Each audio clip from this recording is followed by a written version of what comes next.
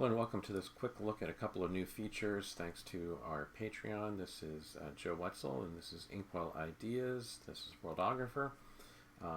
What we've got here is I've generated a quick little city because the code's been changed already for this to accommodate layers and putting the vegetation on a separate layer from the buildings, for example.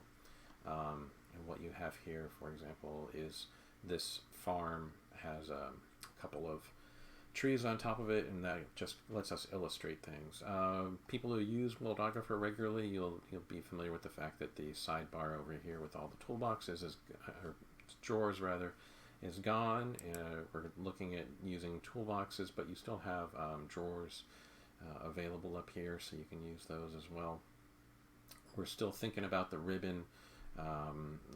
Don't know if we'll go with that. There's a lot of good arguments, though, that the toolboxes are maybe a better approach because you can drag them around. If you've got a multi-screen thing, you can move some of them off to the side, or if you're, you can simulate the drawers by putting them all on one side, the ones that you have open, and it allows you, the advantage of this over drawers is it allows you to have kind of multiple open, which is what we're going to show with the layers as well.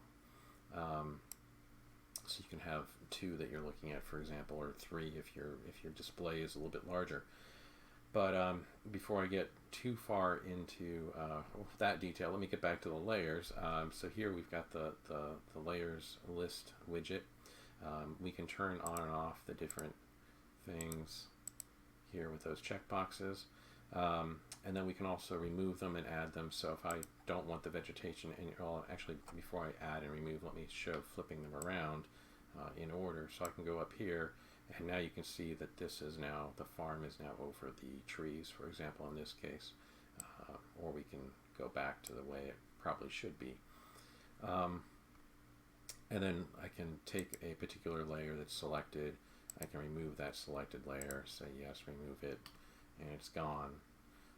We can also then add, so right now it says add above the selected, so say you want another layer that's near the bottom, add above selected, we give it a name, next to last,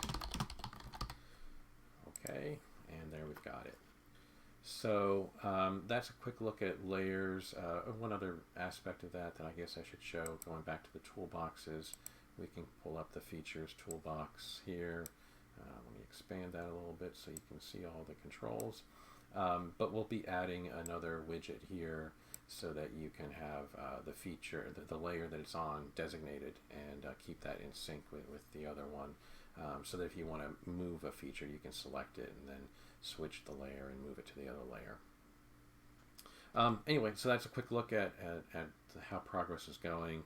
I'm going to try to get this all wrapped up for you guys by the end of the month, and maybe do another thing from the list that you guys had voted on through our Patreon, patreon.com/inkwellideas.